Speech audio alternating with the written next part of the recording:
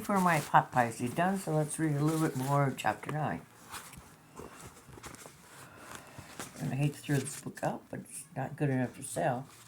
Because it's been damaged and whatever. Okay. Chapter 9B. Charlaine Harris's Fool and His Honey. No. Can't just as well do it this afternoon. I've enjoyed the break in routine. Look said to Martin, my wife tells me that you've had a prowler. You wouldn't think this was a weather for it, would you? My brave guy, Luke commented in agreement. I think it's Regina. I don't know. Or desperate. Martin went to put the groceries in the kitchen, leaving this little chilling statement hanging in the air behind him like an icicle. Ah! That's great. From the eaves. I smiled at the cranberries. I felt it was an anxious sort of smile. I gotta see if we can find some hot chocolate, I murmured, and scooted into the kitchen after Martin. What are you in such a snit about? I breathed at him. He was standing in his I'm mad pose, shoulders hunched, up hands in his pocket, staring out at the window. I can't track down that slippery little bastard, Martin growled back. I suppose he meant Rory Brown. I started pointing out that this was no big surprise, but my better sense came to my rescue. We'll talk about it later. Let's serve the Granberries some hot chocolate. After all, they came to help when we needed it. Martin carried the tray of the 4 mugs out to the living room and set it down on the battered table in front of the couch. Tray was clearly one of Regina's and Craig's wedding presents, probably from Pier 1. I wonder if that still exists. It did in Wisconsin. I don't know if it still does. A rattan, an iron construction that would have looked charming in any congruent surroundings. Do you have any idea how long you'll stay? Luke asked, taking a mug of chocolate and dripping some miniature marshmallows on top. He seemed like a different person now that he was sure his wife was safe, relaxed, and secure, even physically larger somehow. I let Martin field that one. We have no idea, he confessed. If Regina is found and under what circumstances. If we can track down my sister Barbie and her fiancé, if we can find out if the baby is really Regina's, all that will have a bearing. What a terrible set of circumstances, Margaret said. She didn't seem inclined to repeat the ideas she had voiced to me when we were alone, and I thought that was wise. I tried to tell Martin when the Granberries left. Luke was the first to hear yet another vehicle coming up the driveway. Expecting anyone? No. Martin went to the front window. Blue Dodge pickup. To my astonishment, our newest set of callers consisted of a hunky Dennis Stinton and Cindy Bartell, and our erstwhile trip companion, Rory. Oh my, they found him. This house had seemed isolated. Now it was beginning to feel like a social center. Ha ha ha. We should have charged for parking and hot beverages. I went to the kitchen to put some more water in the pot. Found some cookies in the cupboard in the bags Martin had carried to the house and put them on the plate. The shops closed on Saturday afternoon, so we thought we'd come out to check on you, Dennis said. He looked even larger in a layer of cold weather wear. Cindy looked like one of Santa's elves next to him, with her pixie-cut hair and narrow face. She was in red and green sweater, which heightened the impression.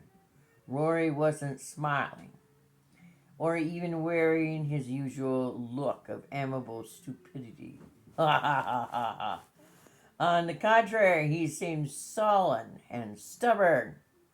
He didn't speak, but grabbed a cookie and ate it in one bite. I slided over, looked next to him, since all the other people in the room were talking to each other, and I had a little time of my own. How come you're here? That Simpson guy grabbed me, Rory said. He looked down at me, ran his tongue around his teeth to clean off the cookie remains, and summoned back up to his charm. I had to call the police, he said, all naughty. I was just walking around town, minding my own business, and I crossed in front of Cindy's flowers, and out comes this Stinton guy, and he grabs me and yells me, "Your husband is looking for me." Tells me, "Your husband is looking for me, and I gotta go with him." Then Mrs. Bartell, she says, I got to go too, since it was her I came without giving them no trouble. Thanks, Rory. We really do need to find out more about what happened to Craig and why. I told you everything I know. That's hard to believe, I told him, surprised at my own directness.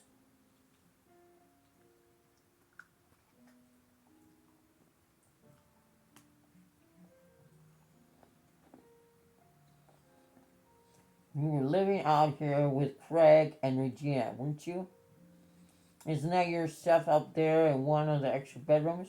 Rory gave me a fleeting look, a right-eyed look.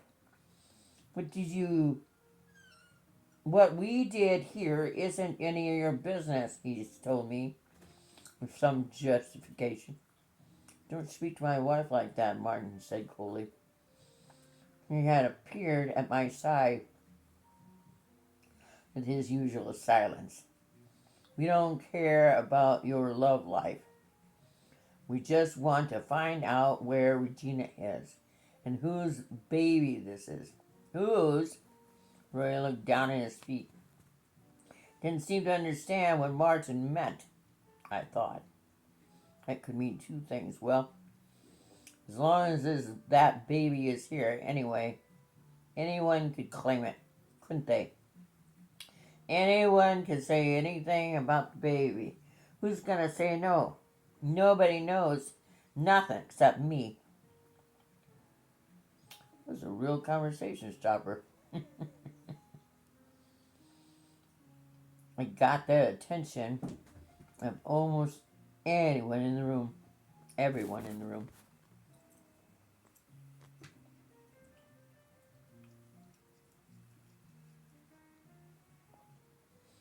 Silence was broken by Carl Ferguson, introduced to the kitchen porch. I was so surprised to see him, I involuntarily said, "Where'd you come from, Carl?"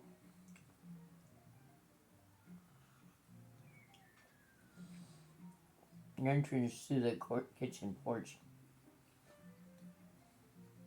I was so surprised to see him. I involuntarily said, "Where'd you come from?" Okay. Then shaking my head at my own rudeness, I said, "Excuse me." Good to see you again.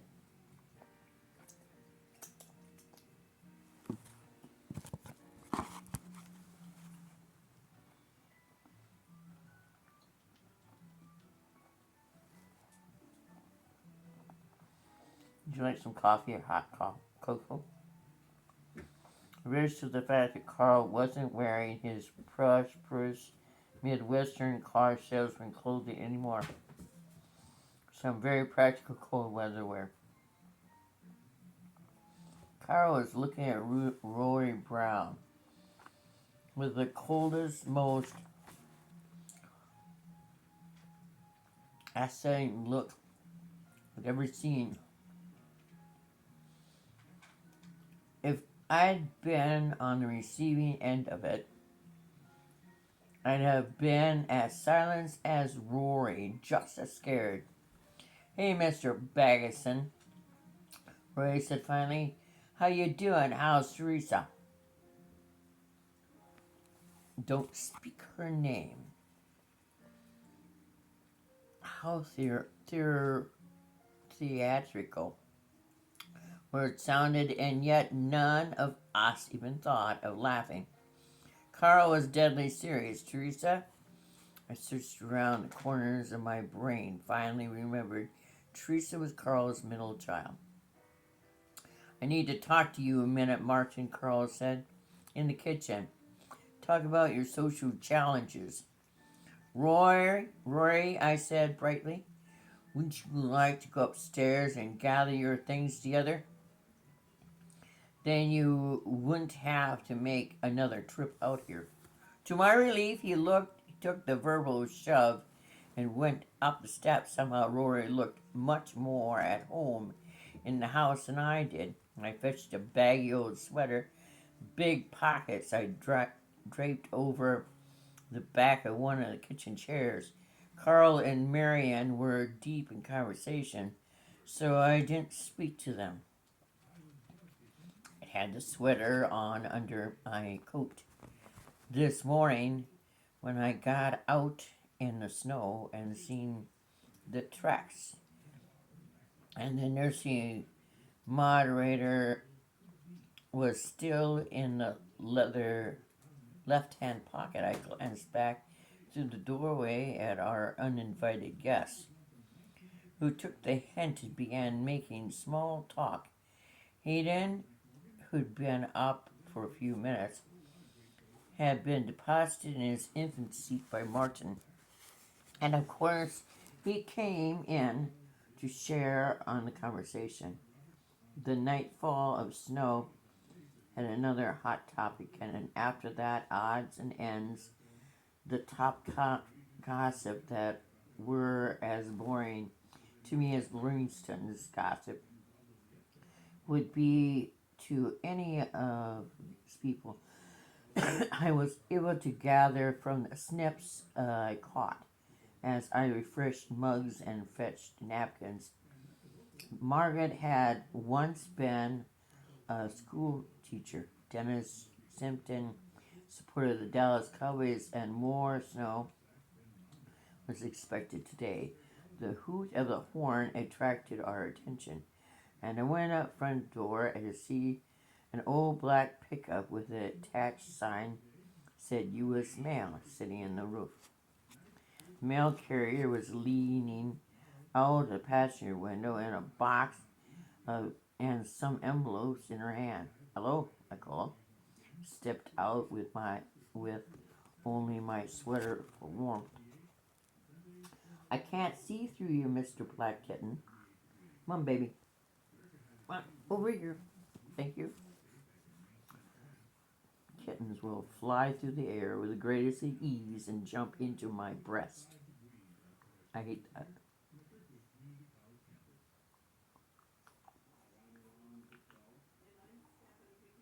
"You the new people?" the woman asked. She was round, all around, all over. Had a very misguided haircut. Kind of poorly done old-fashioned shag. She reeked of cigarette smoke. "We're staying here temporarily. We're the owners," I said, close enough to the window to lower my voice. The chug of the engine was loud in the snow-induced hush. She wanted to check. "A package for you, for the renter." Want to accept it? Want me to hold it until she comes back?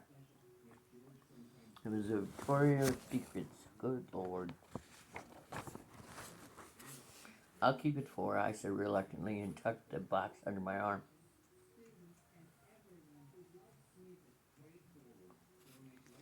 Mail carrier had thought they put a rubber band around a package to hold the envelopes into it. What's your name? The carrier bellowed. T. Gargan. And my husband's name is Bartell. I don't think we'll be getting any mail here. Do you just leave it in the mailbox out by the road? Yes, normally this box wouldn't fit. And when I saw tracks going in, I thought I could be sure someone would be up here, she said. Well, nice to meet you.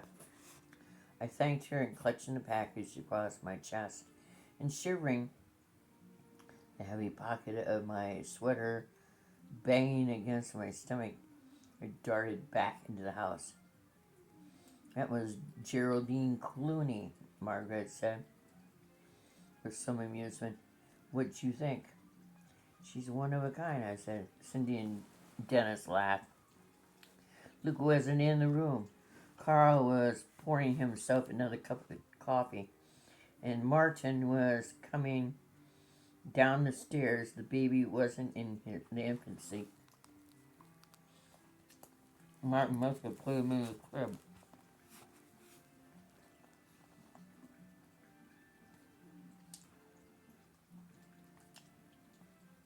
I wondered at the officiousness of Dennis and Cindy telling Rory that we wanted to see him was one thing. Bundling him up, practically kidnapping him, was another.